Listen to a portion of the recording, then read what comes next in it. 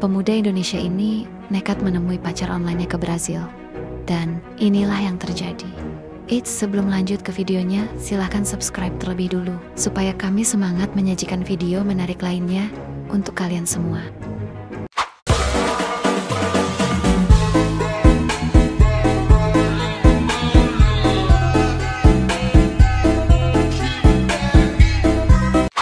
Berawal dari kencan online, dari aplikasi dating, akhirnya mereka memutuskan untuk bertemu di Brazil.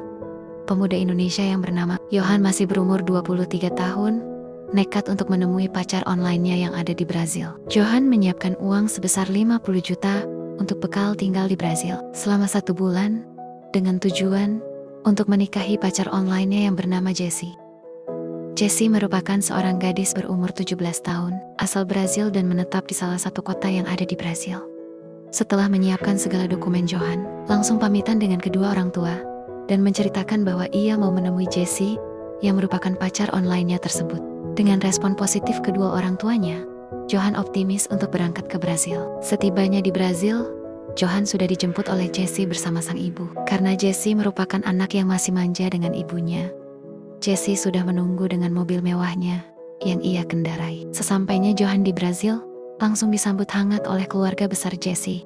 Benar kata orang-orang, kalau cewek bule, emang sebebas itu kehidupannya. Johan ketika di Brazil sempat kaget karena orang tua Jessie menyiapkan kamar untuk ia tinggal bersama dengan Jessie. Orang tua Jessie berkata, "Nak Johan satu kamar sama Jessie ya."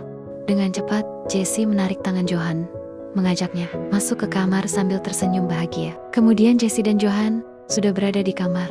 Lalu Jessie meletakkan pakaian Johan ke dalam lemari yang ada. Setelah itu Jessie pergi ke kamar mandi. Setibanya di kamar mandi, Jessie memanggil Johan seolah memberi kode bahwa Jessie minta temani di kamar mandi. Dengan cepat, Johan langsung ke kamar mandi, menuruti permintaan Jessie. Mata Johan terbelalak melihat keindahan tubuh Jessie. Badan putih yang begitu mulus dengan badan yang langsing, serta memiliki bibir yang tipis, rambut panjang yang terurai. Sambil berkata dalam hati, "Ya ampun, apa yang harus aku lakukan? Kalau begini aku gak akan kuat untuk menahan godaan yang seberat ini." Benar saja, Jessie langsung menarik badan Johan dan langsung melumat bibir Johan. Johan kagetnya luar biasa. Mukanya merah dan hatinya berdegup kencang, seolah semua terasa mimpi. Tapi itulah yang terjadi. Johan merupakan pria yang masih perjaka. Selama di Indonesia, dia belum pernah melakukan hal demikian. Jadi ia pun hanya mengikuti permainan Jessie di dalam kamar mandi. Jessie pun tahu, begitu kakunya pacarku ini, katanya dalam hati. Dia seolah membimbing tangan Johan untuk bisa bercinta dengan baik. Jessie, yang sudah berpengalaman bertahun-tahun soal bercinta, kini siap menjadi guru terbaik untuk Johan dalam hal bercinta. Jessie pun memberikan pelajaran yang sangat luar biasa untuk Johan, sehingga akhirnya Johan berhasil melepas perjakanya kepada Jessie, sang pujaan hatinya. Jessie lebih aktif dibanding Johan dalam permainan yang mereka lakukan. Johan berkata dalam hatinya, "Ya ampun, gadis secantik ini dan masih umur 17 tahun, bagaimana bisa sudah sehebat ini dalam melakukan hubungan suami istri." Perjakaku lepas, tapi tidak untuk perawannya, karena perawan Jessie terlebih dulu sudah ia berikan dengan sang mantannya yang dulu.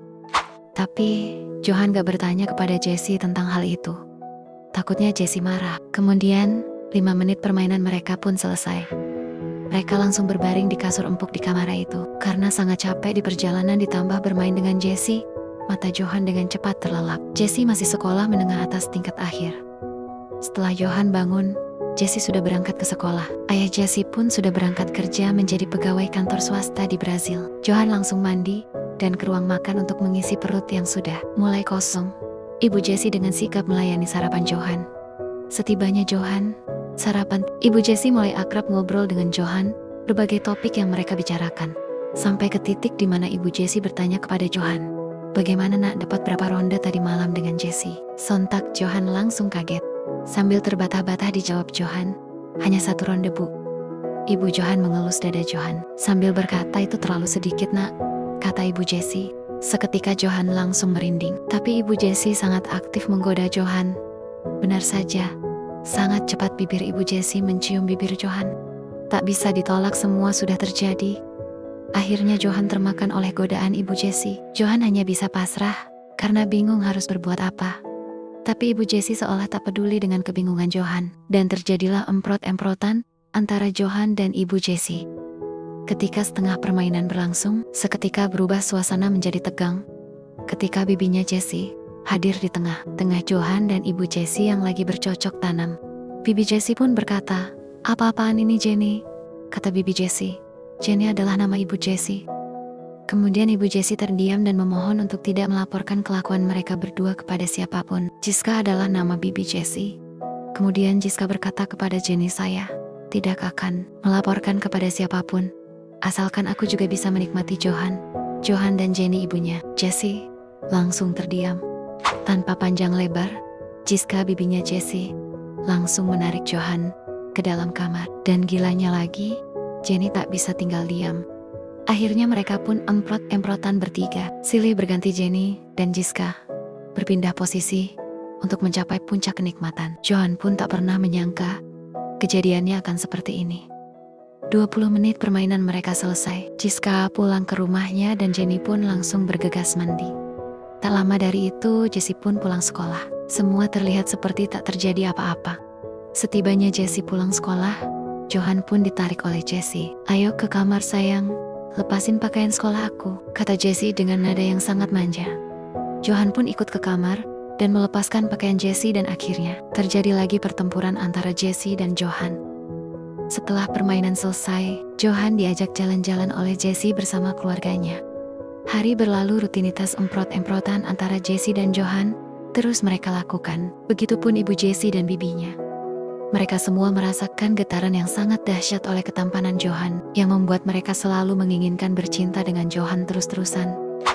Hingga akhirnya, 3 minggu kemudian, Johan tinggal di sana merasa kewalahan untuk melayani 3 wanita yang masih memiliki hubungan darah. Jiska bibi Jessie merupakan seorang janda karena terlalu sering bercinta dengan Johan.